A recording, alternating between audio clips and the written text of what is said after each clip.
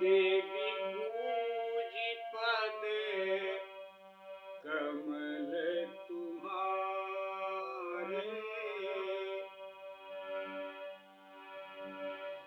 देवी पूजी पद कमल तुम्हारे।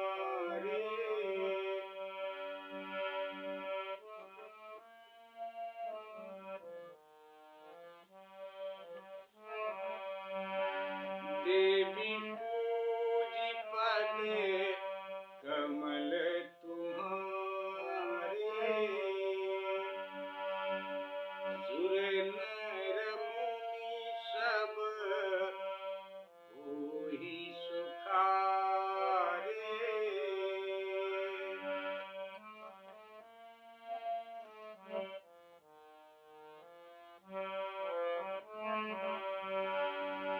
बंदाऊ गुरुपद पदुम परागा। बंदाऊ गुरुपद पदुम परागा। सुरुचि सुवासी सरस अनुरागा। सुरुचि सुवासी सरस अनुरागा।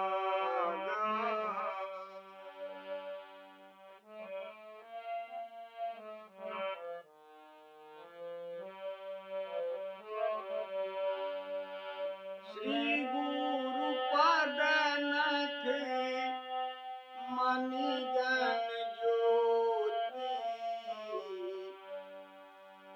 सुमिरत दिव्य दृष्टिहीन होती। सुमिरत दिव्य दृष्टिहीन होती।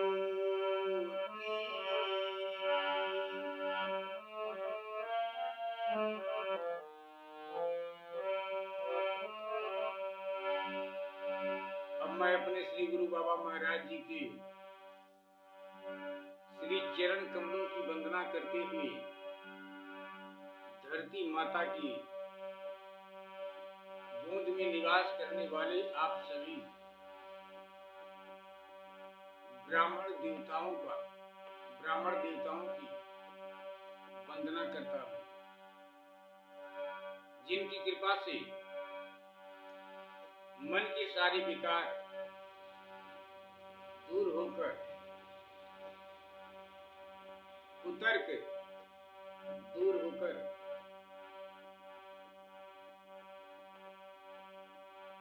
अज्ञानता को दूर करके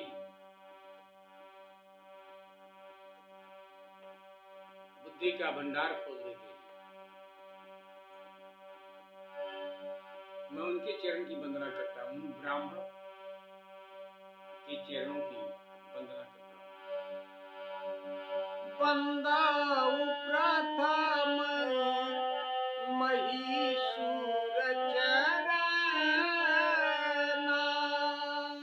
वंदाऊ प्रथम महीसुर चरणा। मोह जनित संशय सब हरना। मोह जनित संशय सब हरना। अब मैं श्रीमद् भागवत महापुराण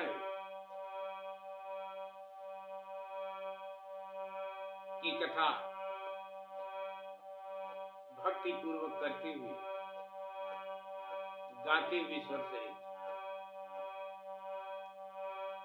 आपके चरणों में समर्पित करता हूँ। श्री वासुदेव भगवान जी के चरणों में समर्पित करता हूँ। गलती को क्षमा करें प्रभु। विश्व का कल्याण हो। आप सब लोगों के ऊपर माँ की कृपा बनी रही। भगवत कृपा बनी रहे। YouTube चैनल के ऊपर माँ की कृपा बनी रहे, ज्योति माँ की कृपा बनी रहे, माँ शेरा वाली की कृपा बनी रहे। इन्हीं मंगल कामना के साथ कथा आपकी विराम हुई थी प्रभु। बाबा सूत जी कथा पंडाल में बैठे हुए सभी श्रोतागण से, सभी सुनने वालों से कहते हैं। उनमें सौनकाद ऋषि महाराज भी एक से एक बाबा लोग भी वहां पर बैठकर उस कथा को सुन रहे। श्रीमद् भागवत महापुराण 18,000 श्लोक कथा सुन रहे हैं। बाबा सूत जी कहते हैं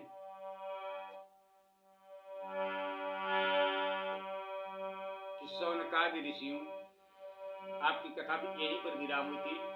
श्रीमद् भागवत महापुराण प्रथम स्कंद के 3रे अध्याय के अंत में कथा विराम हुई थी। सौनकादि ऋषियों,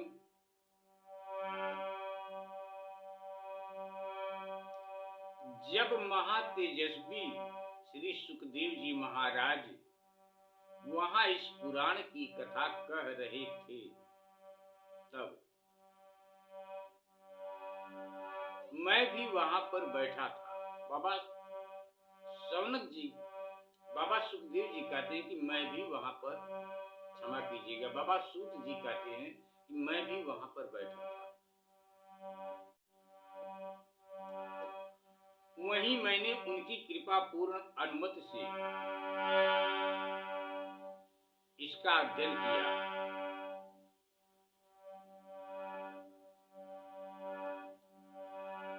मेरा जैसा अध्ययन है, मेरी बुद्धि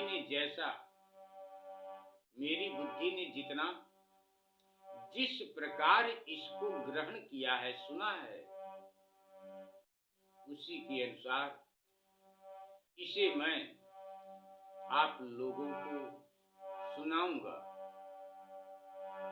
यहीं पर कथा विराम हुई थी। अथ चतुर्थोऽध्याय, चौथे अध्याय में बाबा इतनी बात कहकर, बाबा सूत जी इतनी बात कहकर चुप हो जाती है और यहीं पर 3रा अध्याय समाप्त हो जाता है। महर्षि व्यास का असंतोष। चौथे अध्याय में बाबा व्यास जी को किस कारण से असंतोष हुआ, किस बात से असंतोष हुआ, क्यों हुआ, कब हुआ, और क्या उन्होंने अपने मन के इस तर्क कुतर्क को एक में कर पाए कि नहीं, किस बात पर उन्हें असंतोष है। यही से कथा आपकी आगे कहते हुए, स्वर से गाते हुए आप सब लोगों के बीच में भगवान की कथा श्रीमद् भागवत महापुराण पहुंचाने का प्रयास कर रहे हैं। हमसे कहने में, बोलने में, स्वर सहित गाते हुए जो कुछ भी गलती हो, उस गलती को आप लोग क्षमा करने की कृपा करें। विश्व का कल्याण हो। आप सब लोगों के ऊपर माँ की कृपा बनी रहे, ज्योति माँ की कृपा बनी रहे, भगवत कृपा बनी रहे। इन्हीं मंगल कामना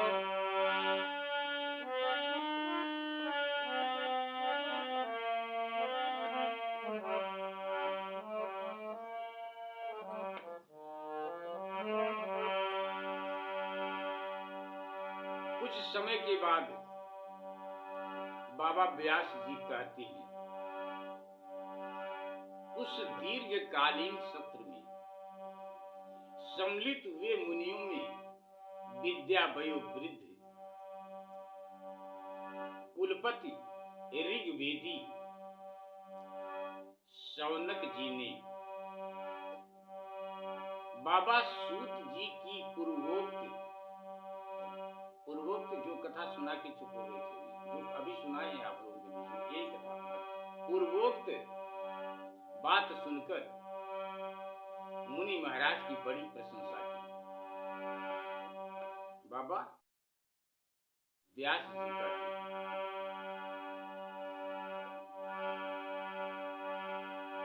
इति ब्रुवाणं संतूयम्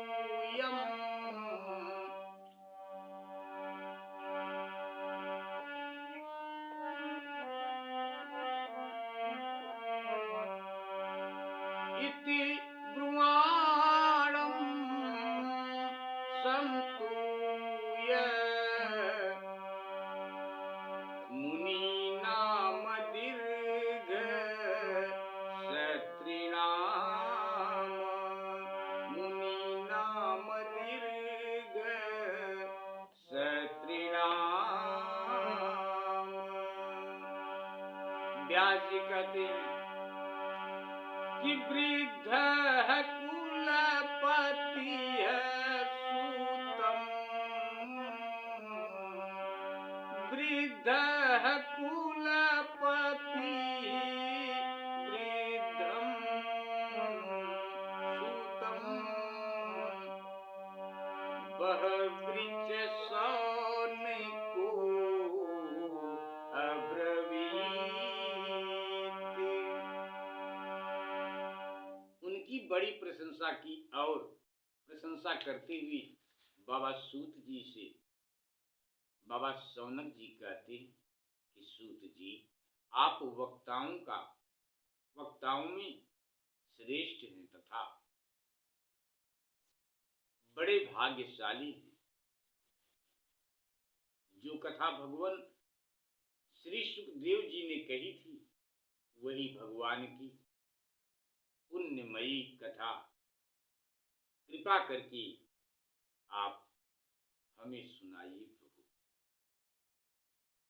इस प्रकार निवेदन करते हैं कि कृपा करके हमें सुनाइए। बाबा जी कहते हैं, बाबा शौनक जी कहते हैं बाबा सूत जी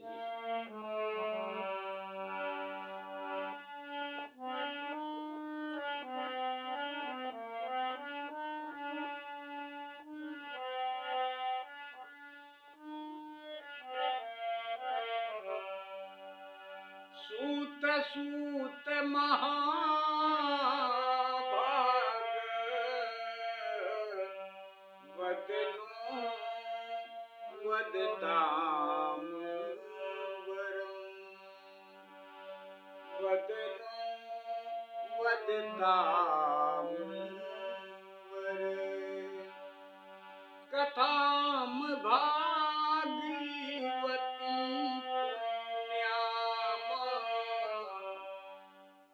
यदा भगवान छुप यदा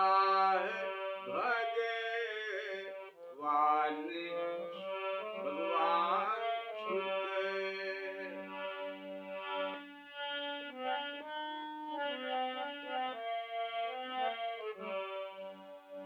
कस्मिन् युगे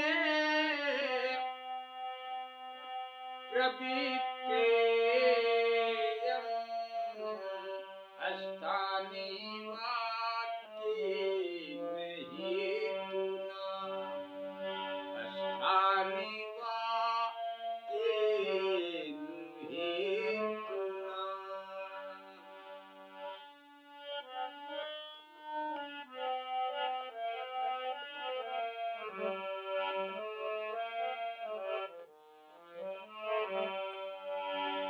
कुतः संचोदितं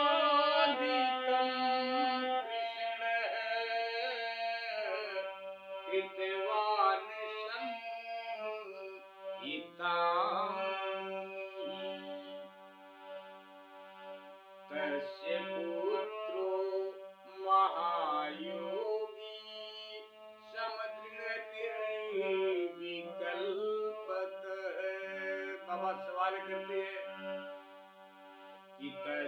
पुत्र महायोगी समदृढ़ निर्विकल्पक एकांत मतिर्विंदो निद्रो गूढ़ो मूढ़ैवेयते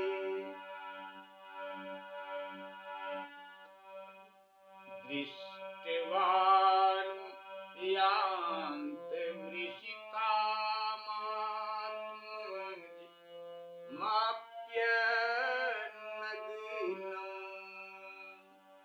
दिव्यो हि या परिदधुर्न सुतस्य चित्रम्।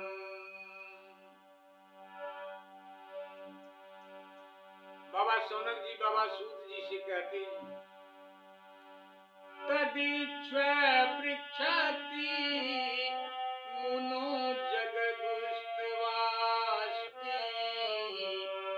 स्त्री कुंभिदानतु सुतस्य विविक्र दृष्टि।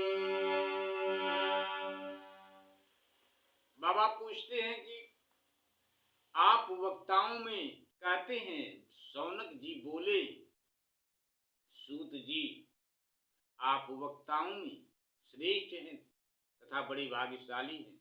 जो कथा भगवान श्री सुखदेव जी ने कही थी वही भगवान की कथा कृपा करके आप हमें सुनाइए। यह कथा किस युग में, किस स्थान पर और किस कारण से हुई थी, वो कारण भी बताइए। मुनिवर, श्री कृष्ण द्वैपायन ने किसकी प्रेरणा से इस परम हंसों की संहिता का निर्माण किया है? किसकी प्रेरणा से? श्री कृष्ण द्वैपायन ने।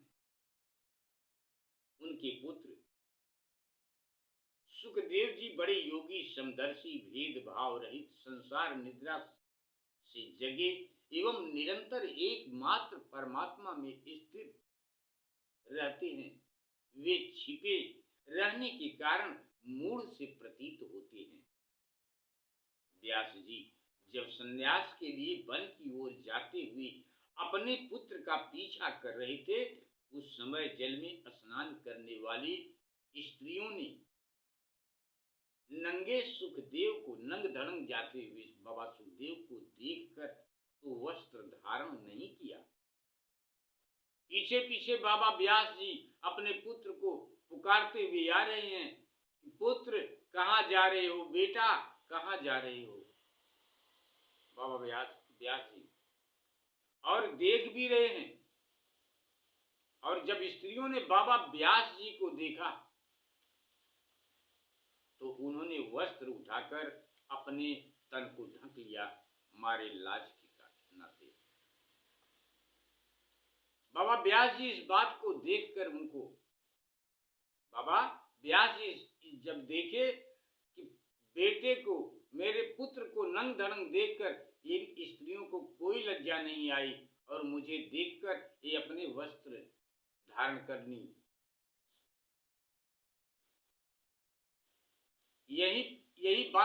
इसी बात को सोचकर बाबा व्यास जी को असंतोष हुआ। कथा आपकी आगे विराम करेंगे। प्रभु गलती को क्षमा करें। विश्व का कल्याण हो। आप सब लोगों के ऊपर भगवत कृपा बनी रहे। छोटी छोटी करके कथा नहीं कह पाते हैं, इसके लिए आप लोग क्षमा कीजिएगा।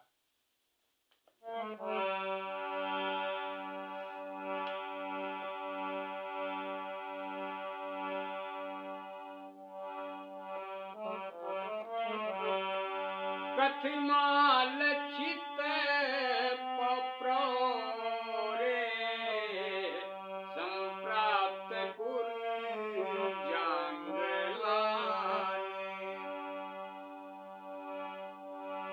उन्मत्त मूक जड़ बधि चरण गज साहब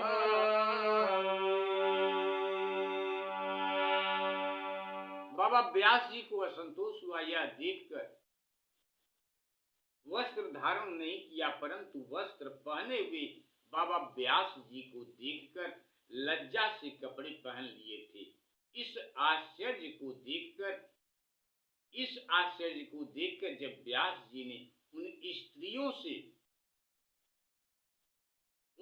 स्त्रियों से व्यास जी ने पूछा, इसका कारण पूछा, तब उन स्त्रियों ने बाबा व्यास जी को क्या जवाब दिया।